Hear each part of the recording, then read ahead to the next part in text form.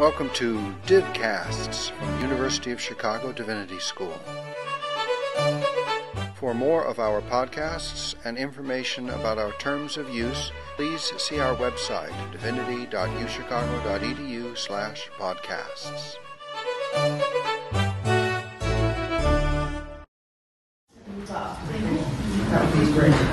Well, first of all, I want to thank you, Lucy, for putting this together today. I'm not sure if it's a reward or punishment to get to go last. Certainly a reward in the sense that I got to learn from everybody today, learn a great deal about teaching and about the content. But it definitely feels like a punishment in the sense that you've all already sat through so much that having to sit through me, I get is an added burden. So thank you for your patience with that. So in choosing this text before the law, I chose it for a few reasons, like everybody else.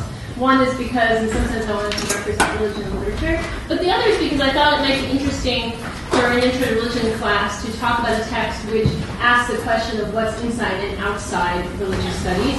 And I think that Kafka is very useful for that, and also dangerous for it. I mean, the very sort of reception of Kafka speaks to that, the fact that Max Brod was the literary executor, and the history of the text, what's happened with the archive in Israel. I mean, there's all, to speak to reception history, there's all of that where Kafka is concerned too, and some of that's fraught with the desire to read him as a religious thinker. But I chose it, and I'm at odds with myself, and that's sort of the reason why I chose it and what I want to say. I chose it because I think it's both a text and a meta-text, which is to say that I think that it's, this is my interpretation, and yet what I'm interested about Kafka is the fact that he draws so much interpretation. So I want to offer an interpretation, then I want to say what's dangerous and powerful about Kafka is the sort of the desire to interpret him. So I bracket that, but that's something we can talk about afterwards.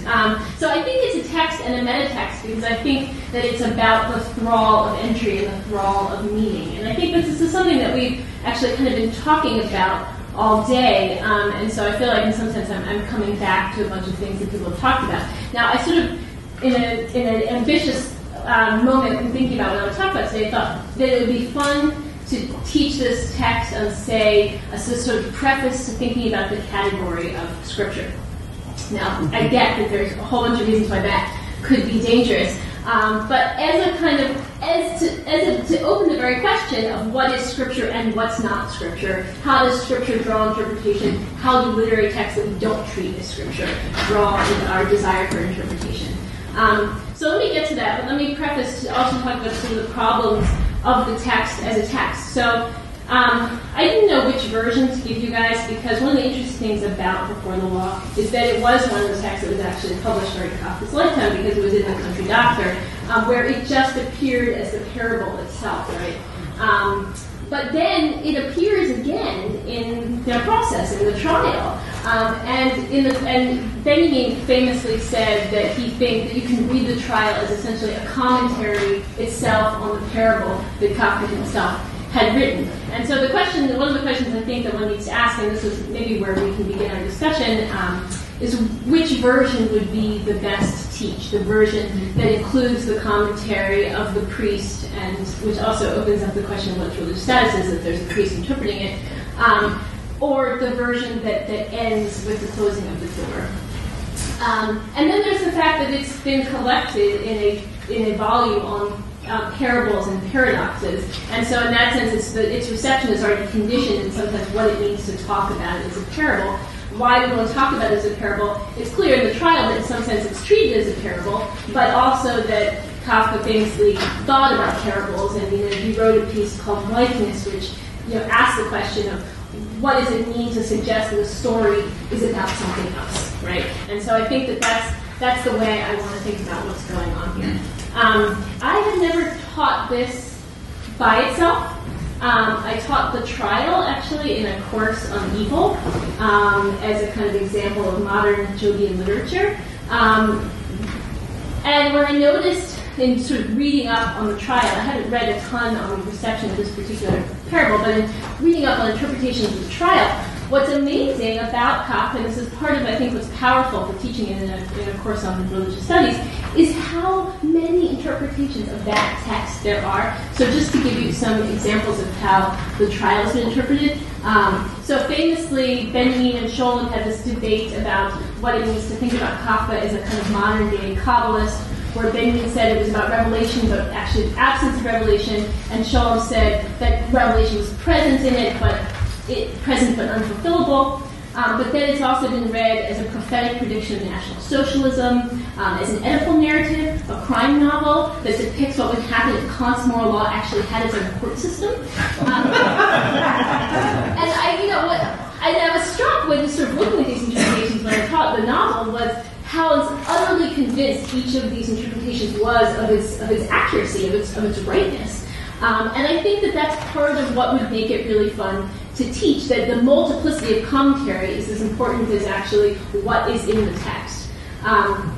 So I guess when I thought about what it would mean to teach this text, what I thought was that it would be actually nice to sort of go through a process where you began with the question of what's this text about, and you actually allow people to, you solicit those interpretations. And then you actually go through the process of asking the students what it is that they had to add to the interpretation in order to get their reading, to the point where what you see is how little knowledge is actually, how little information is actually in the text. And yet, at the same time, I'm going to suggest a reading. So I'm going to say that.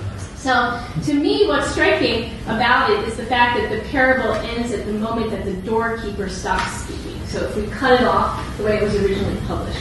And to me, that's important because at that moment, the position of the man from the country and the reader collide in the sense that the desire for the man from the country to gain access or entry into the text at that moment collides with the desire of the reader to get to the bottom of what the text is about. And when the door shuts, the possibility for both of those to actually fully be disclosed or delivered is in some sense closed off. So in that sense, that's why I think of it as a text about the sort of the thrall of meaning, but also about the way in which the thrall of meaning is tied up with this dynamic of depth.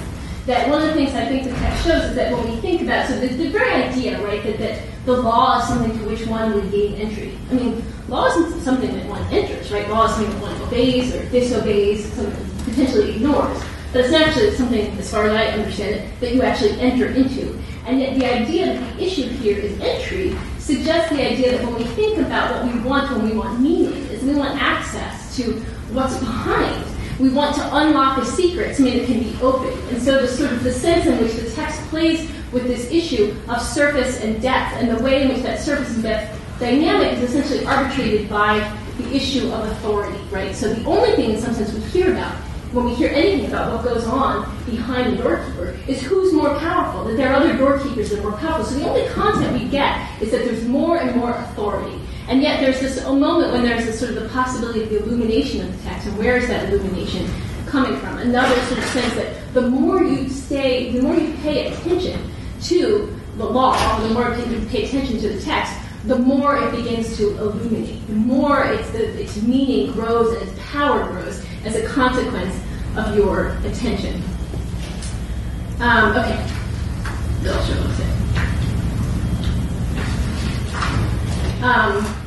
And then there's this issue of how the impersonality of the law relates to its singularity.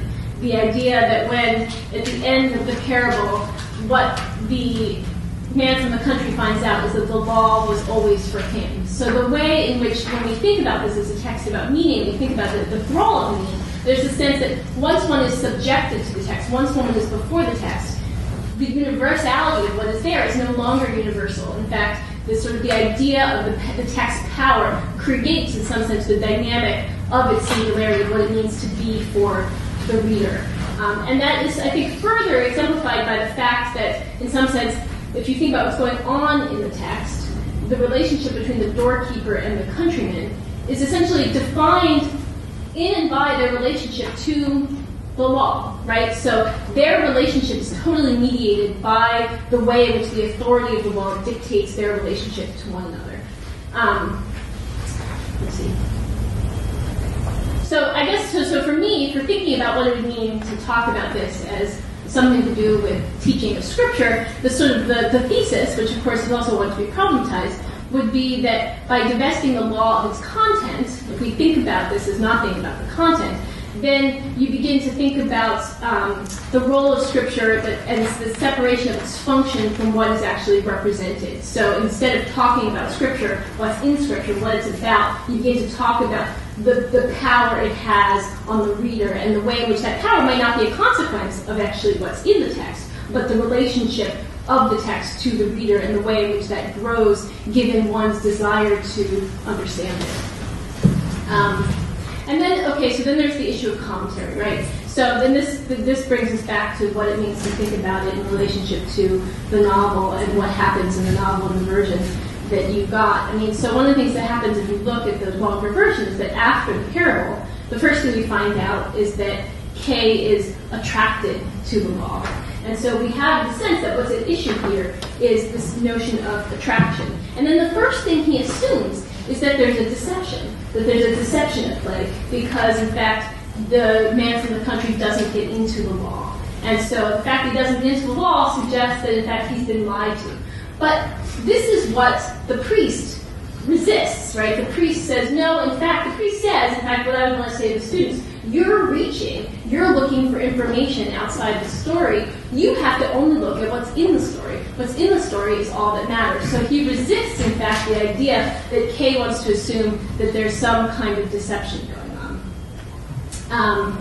So then the other issue I think that I would want to bring up in terms of teaching it is the idea of the parable. So Walter Benjamin, in his essay on Kafka, famously said about Kafka's parables that there are two kinds of parables. There are parables that open like a paper boat, that when you open it, you flatten it, and since it's have it right there, you can unfold it and turn it into a sort of flat sheet of paper. And he says Kafka's parables unfold rather like a flower. And for a long time I kind of puzzled over what that meant, but I kind of came to some sense that one of the ways to thinking about what that means has to do with this idea that what's at stake here is the issue of attraction, and how attraction, the power of wanting meaning, creates relationships. So if a parable opens like a flower, one way to think about that is that meaning multiplies. But another way to think about that is that what's powerful with the flower is that it is an object of attraction, and that our relationship to it is that we are attracted to it, and that our attraction to it is what essentially governs the way in which all people relate to it. So if you think about it in that way, on the one hand, there's a kind of drive to think about Scripture not in terms of its content, but in terms of the way in which it constitutes subjects, right? So that's on the one hand. But on the other hand, the other way to think about that is in a more positive sense, I think, to think about the way in which that's also what creates community around Scripture. And so to think about it as a flower is also in some sense to suggest that the more the sort of the centering of the object can in fact create the kind of community that we actually see in some sense in the story itself, right? Why? Because in fact, as the priest points out, they have a lovely relationship in some sense, the countryman and the doorkeeper. The doorkeeper is very polite to the countryman. They have basically a face-to-face for the rest of their life. And in fact, it's the one relationship they both have. And what allows for that relationship to take place is the thrall, in some sense, or the power of the authority of the law. Okay, so then I wanted to, ask a couple. So I wanted to, point out a couple other things, and then I'll pass it over to you guys. I wanted to point out just the kind of the final line of the parable as it actually appears in the book of parables, which I think also in some sense supports my interpretation. At the end confirms that there's a kind of dynamic of surface and depth. Why? Because Kay essentially insists that there's a kind of deception there, and so if we look actually at the final lines.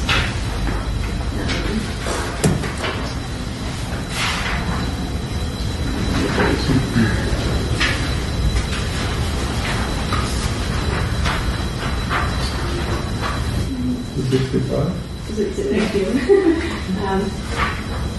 Right. Okay, so 79. Yeah, 79. So there's this issue of truth and necessity, right? So it's the law of its placement is opposed to doubt its integrity, to doubt the law itself. I don't agree with that point of view, said Kay, shaking his head. For if one accepts it, one must accept as true everything the doorkeeper says. But you yourself have sufficiently proved how impossible it is to do that. notes of the priest, it is not necessary to accept everything as true. One must accept it as necessary. So at that moment, the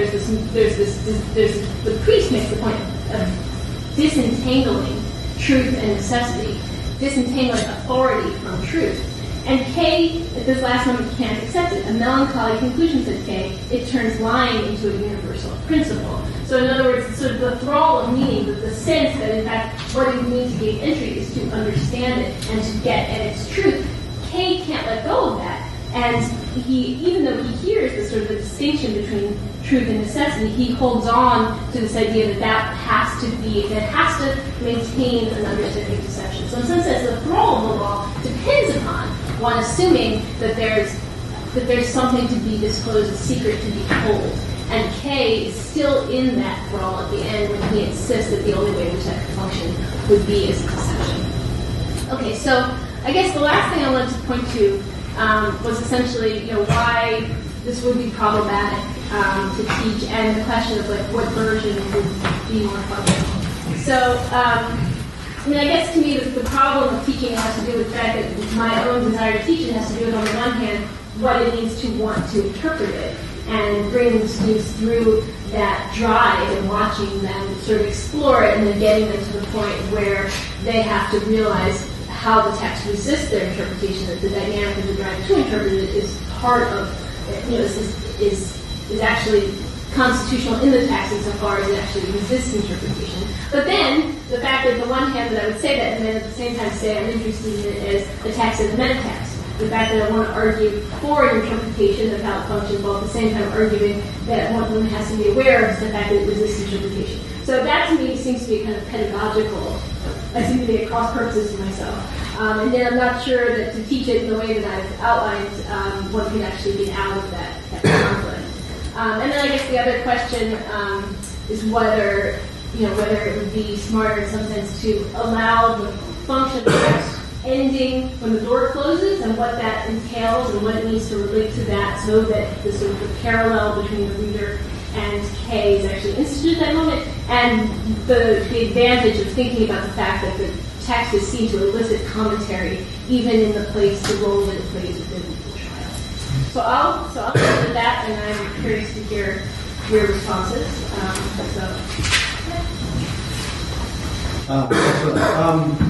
So I wanted to ask you about commentary, precisely on the question of commentary on literature as opposed to commentary on scripture. Because in reading commentaries on, say, Sanskrit poetry, I think, it's just while it is not explicitly stated, the stakes seem low. The commentators are often doing mechanical, sort of very industrious things like glossing words and construing sentences and construing meaning. And so they have this kind of industry that's not controversial. Because what's at stake is understanding how the verse works or understanding what it conveys. On the other hand, of course, scripture is fraught with questions of how to bring out the meaning. And there, I feel like a lot of, so the commentary itself constitutes the work in what it sets out as its sort of goal. So I wanted to know your thoughts on teaching commentaries or interpretations of literature as sort of scriptural interpretation, or vice versa, and being able to sort of see what the differences are, or if there are any differences. Yeah, in some sense, that's one of the conversations I would hope that teaching a text like this would solicit. I have my own stakes in sort of thinking about the way in which a citing commentary for literature understood as kind of secular mode, the way in which that functions differently than it functions in the text is understood to be within a kind of community in which the way in which it's interpreted is guarded by certain hierarchical structures. Right. So, I'm interested in that distinction myself. But one of the things I think that's so interesting about Kafka is that he doesn't exactly obey that distinction. Why? Because in some sense, he's become so powerful as a figure, and the stakes of what it means to interpret Kafka is the stakes of whether you read The Castle as a kind of strange the Odyssey, or whether you read The Castle about like German bureaucracy. So, I mean, in fact, the array of commentary that accrues to these texts, and the stakes of what that commentary is, like Marxism versus Judaism, right? That's been hugely important in the 20th century. I mean, he's torn, figures apart, and obviously his legacy is hugely disputed, partly as a consequence of the very fact that so little, he published so little, right? So we have Max Brod as this figure who was the gatekeeper for him. So then you also have the sense in which, okay, you want to argue for the distinction between religious texts or scripture and literature, but then you have the fact that like literature can develop its own set of gatekeepers, it can develop its own authorities, it can develop its own arbitrating figures.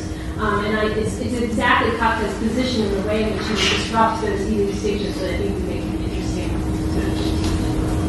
And I wonder if you might comment a bit on the way in which the actual parable builds a kind of three-dimensional building, from wall to hall and door to door, and with endless gatekeepers, to use your term, or is it Kafka's term, and wax rod, and then that breaks into two voices. I mean, there aren't voices in the parable, voices out there. And I just wonder what that three-dimensional figure is doing.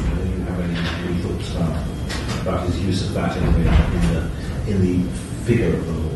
Well, I mean, what I'm very much interested in is that relationship of surface and depth, and the way that the depth is built only by building more authorities. That it's not built by giving you any content to what we're talking about. It's only built by multiplying authority. But you could say it's more multiplying interiorities than ever more imagined space. You wouldn't need to use the authority. Right. Except that they're figured as doorkeepers or gatekeepers. And the language is that you'll be more afraid of him than you are of me. So sort of the way in which authority is at least referenced there seems to be significant.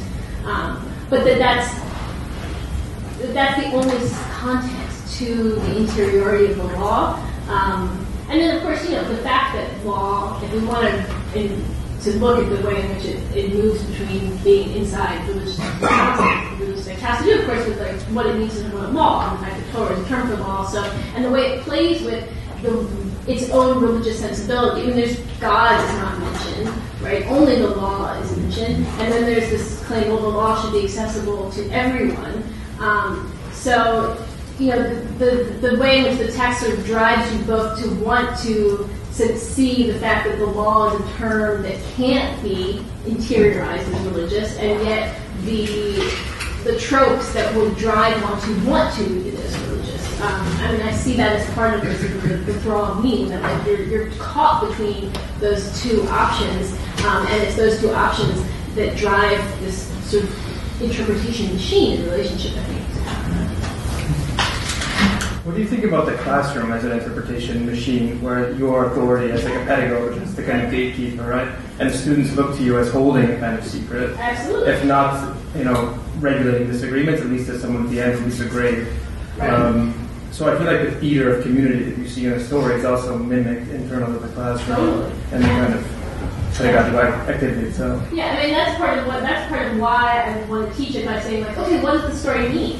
And the minute you do that, of course, you're the arbiter. They're looking to hear, like, does she actually think that's the meaning, or does she think that's the meaning? And so, you actually perform the exercise of being the arbiter of meaning at that moment. And then you ask everybody to stop and say, like, okay, well, what did you have to do to get there? And then everybody's interpretations, in some sense, disqualified at that moment, and then you start over. Just to clarify, and please correct me if I'm wrong, but when you say text and story with respect to commentary, I think I hear you talking about a work of Kafka versus a parable that's being told by a priest, a character within that story, right? Right. And there's an interesting power dynamic I think that's relatable to. I mean, Kay is sort of convinced once he's told two different interpretations, he even repeats back to the priest what he says, and the priest's like, no, I didn't say that. Right?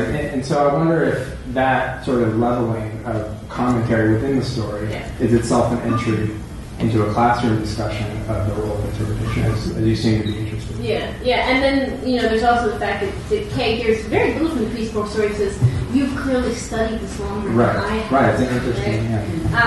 Yeah, but again, what I think makes it a kind of fun text is the fact that on the one hand it is a text within a text, but the fact that it existed before it was a text within a text then opens up the idea of what it means to talk about the novel itself produced. Oh, so I didn't know that the parable was its own. Okay. Yeah. I'm wondering sort of how you would imagine relating the kind of the sort of desire for meaning and you perform it in this classroom, and then the kind of almost theatrical debates over his reception, and like whether you think that those sorts of things sort of belong in an intro course or belong in this kind of performance thing that you're describing, and like sort of how you see those two things related, because it seems like you can sort of make them sort of feel the same kind of fervor that that other people have, but it's a sort of it's a fervor for meaning rather than, and the debates over roads of state and Israel and all that are all politically charged, and hopefully. So, I mean, how do you see those two things fitting together? I mean, this came up a little bit this morning in relation to George Herbert's poem. I feel like this, and Wendy brought up in terms of the Edenic distinction within religious studies, like what it is to teach religious studies, such that there's debates of which perspective one should take insofar as one is teaching this one. I feel like that's been less of an issue in this building because it's a Divinity School. It was like a huge issue at Williams, in the sense that it was sort of divided on that. But the idea that within a religious studies classroom you can,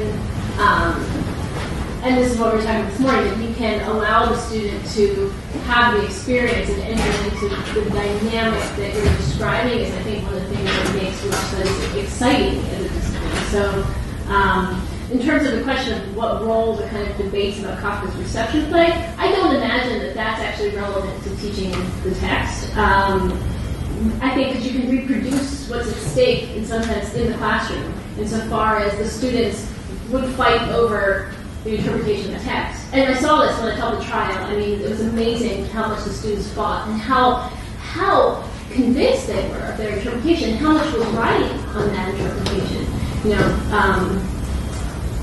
Do you think the stage, I think been in your interviewing class when this trial was going on, when the Kafka case was going on, I'm just trying to think about whether it's different in those sort of Intro to Judaism courses where you're reading it and it's like labeled as Jewish just because it's in there, right?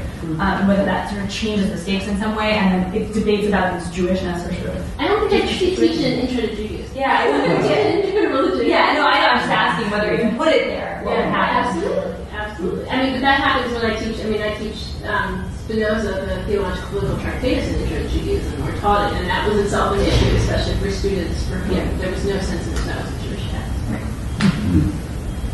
So there's something I wasn't clear on. I don't think I kept up.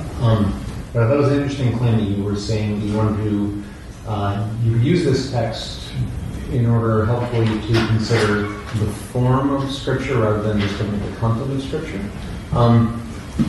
But what I wasn't clear on was whether... Not the form, so much as the authority, the dynamics of authority. So what I wasn't clear on was whether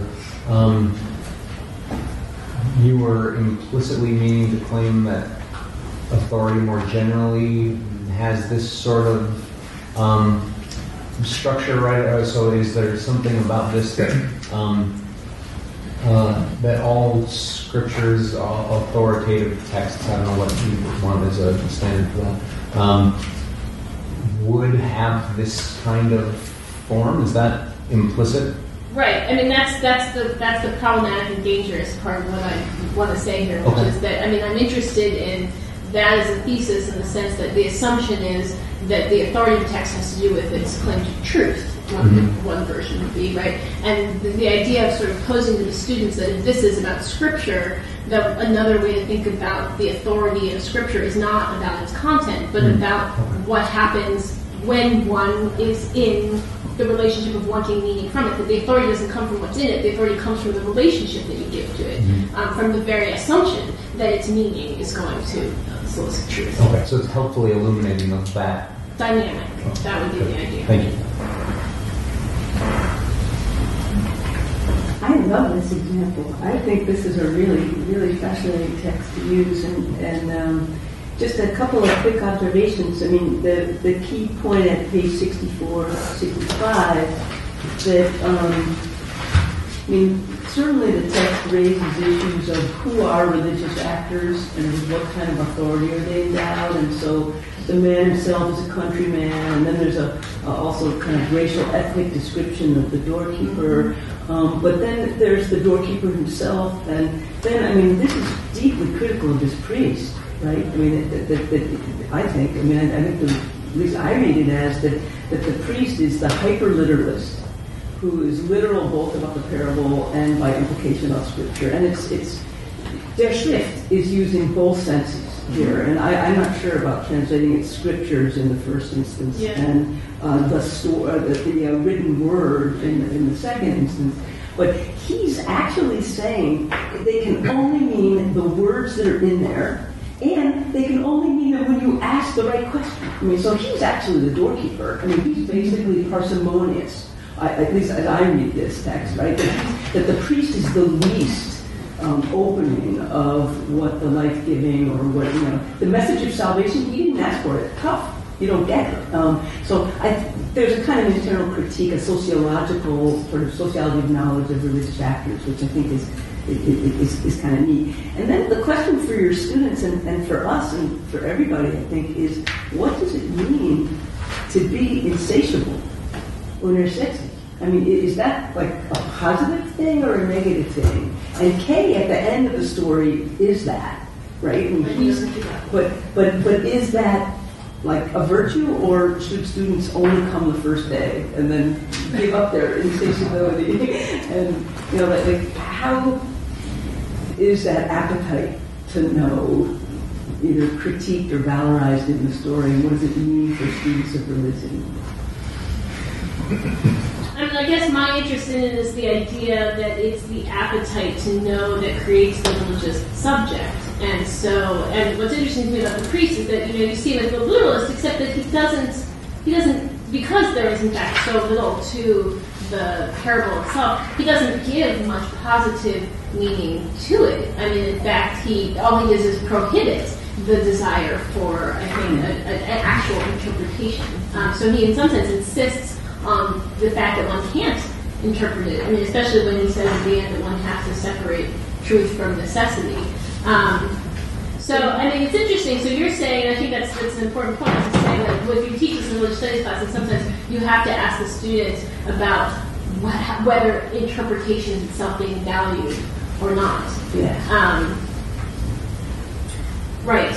No, I think that's an important question, and whether the text there's a kind of normativity to interpretation. I mean, I guess for me, one of the questions would be whether there's a kind of interpretation that doesn't function based on this kind of on authority, like whether there are two kinds of interpretation, and whether the text models a certain kind of interpretation, in some sense by what it refuses, by its resistance. But I don't know. It would be a really interesting conversation, I think, around that very question.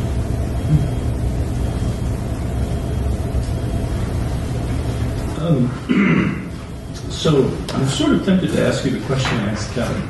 Would you teach at the beginning, or the middle, or the end?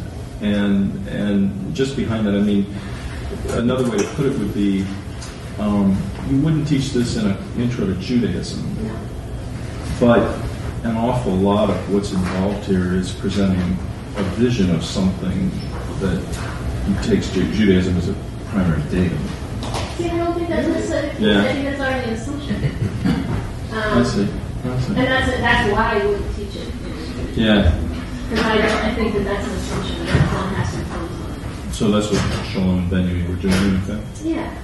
I mean, they don't necessarily. I mean, so the fact that they call it Kabbalah, what does that mean? I mean, Kabbalah is also a term for reception, right? So we have to assume in that sense, like it's a Jewish form of reception. I don't know. Okay. So religion here is interpretation.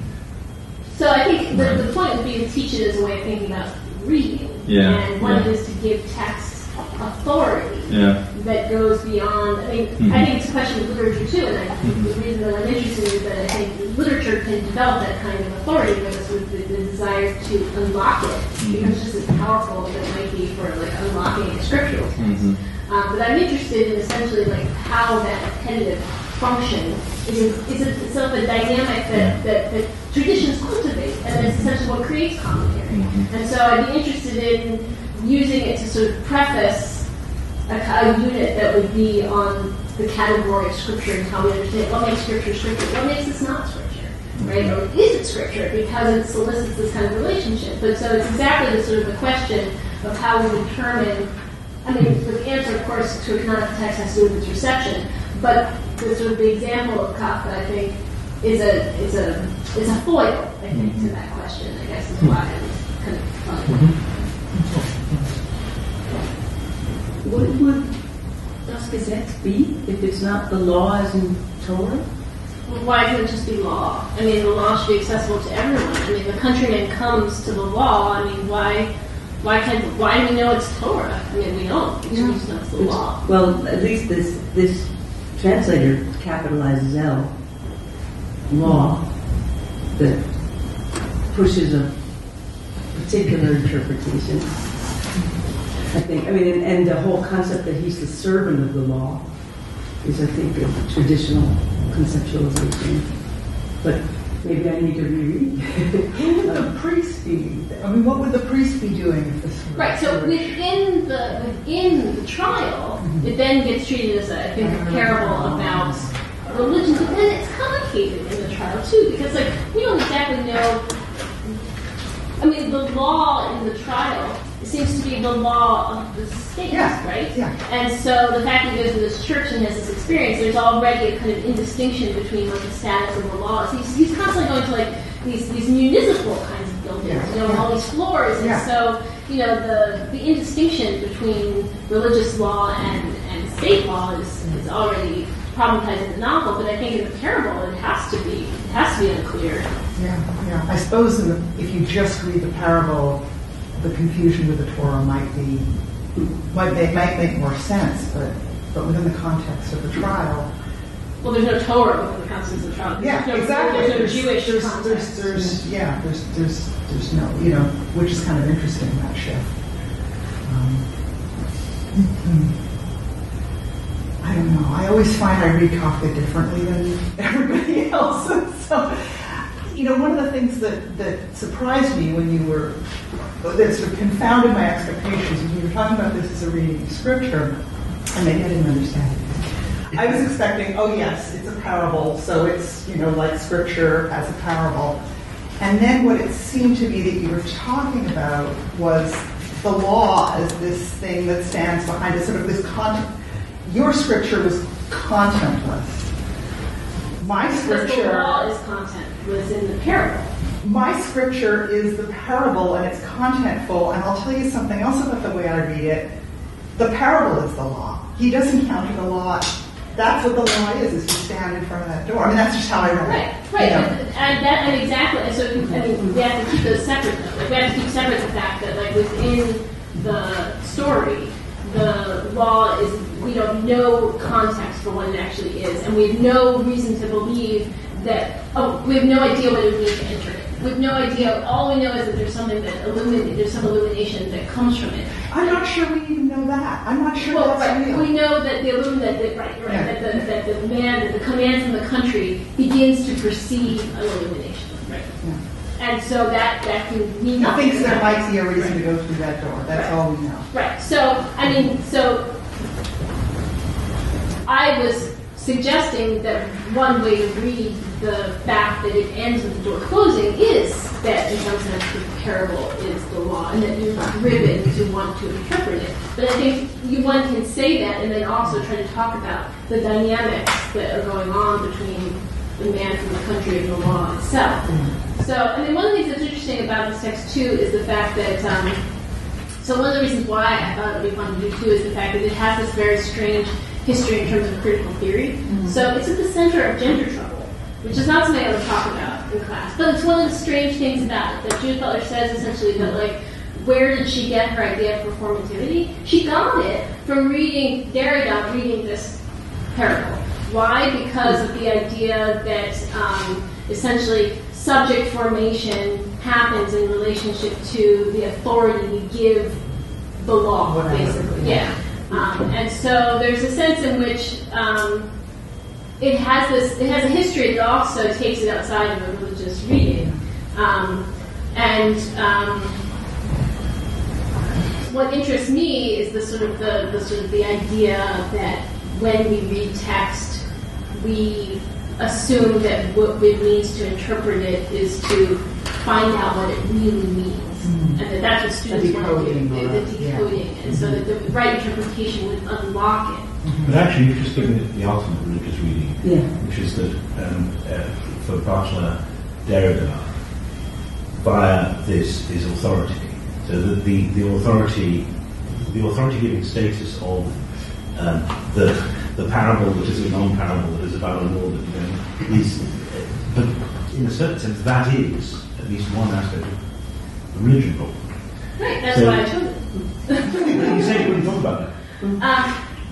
I said I wouldn't talk about the whole in class. You will. I said I would talk about I wouldn't talk about Judith Butler. But that's the perfect instantiation. Yeah, maybe you're right. And I mean, what I was wondering, because throughout I've been thinking that, so although all these presentations arguably are about something, in another sense, if you put truth at the centre of the problematic, then what we have is many different ways of authorising forms of truth. I mean, very, very different, but most of the presentations have in different ways actually touched on that. Whether you would, I mean, historicism, whether one could construct a course that incorporated those in terms of how truth in any given culture is underpinned, then I think many of what's been said would actually could even conceivably make a coherent course. One would obviously have to give quite a lot of support to the context. And what you just said is exactly a perfect instantiation of that, and it's extraordinarily cuts across many different historical contexts. But there is that kind of authorization of what would be taken to be true in any different contextual moment, and very different way. I mean, two truths. It's a very different place, but it's very interesting. Right, and so then what you do with the moment at the end where the priest says the difference between what's necessary and what's true. So he separates them. And the other guy says it's right. And but sometimes they're intentional lies in the scripture. Right. I mean, so one of the reasons I think I read this the way I did is because Origen, of course, tells a famous story that he says he got from the Hebrew, or a Hebrew, which is that scripture is a house with many doors, and before every door there's a key. But the only problem is the key before each door is not the key to that door. It's a well-known sort of trope for the need for different sort of hermeneutical. But just exegetically, even though I think I've misread, on the bottom of 77 English, and it's in about 12 lines down, 78 German, yet whatever he may seem to us, he is yet a servant of the law. That is, he belongs to the law, and as such is set beyond human judgment. Although dem menschlichen Urteil entschuldigt. So I thought that meant law as in scripture law. Right. I guess so. That is within the. So this is why my question, which way one teaches it, is important, because it's clear that within the novel, it's being treated as a kind of religious parable. So the fact that it pre-existed, the novel, allows you to break it of that religious, then to treat this as a religious commentary of the parable, but that's not in the parable, right? And then the fact that the parable pre-existed allows you, I think, distance. So the other question is, we know the parable pre-existed it from the perspective of publication. Do we know the parable pre-existed it from the perspective of writing? Yeah, I don't know. I mean, that's another transmission flow. Yeah. But what we do know is that he published it as independent, and maybe that's more important than Well, I mean, where you put meaning. but what's interesting about the fact that we don't know that is it plays into so many of our other problems with religious texts. You know, that's right, and that's one of the things so fascinating with Kafka is that he replicates all of these problems Yeah. as somebody that one would never think. I mean, and here you have a human individual who is like this I can't get a word. But he wasn't exactly a person that invoked a sense of authority as a human being, right? Yeah.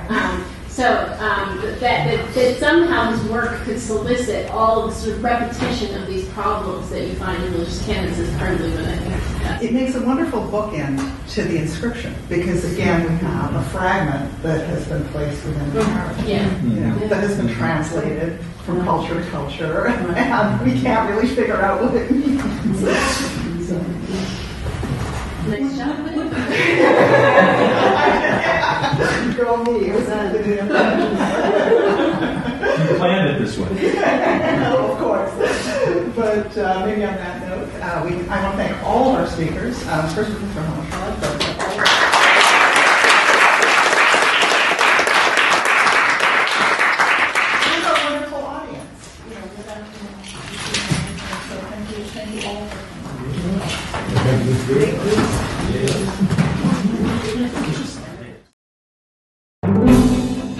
We thank you for listening to or viewing our podcast. For more information and for other podcasts, please see our website, divinity.uchicago.edu/podcasts.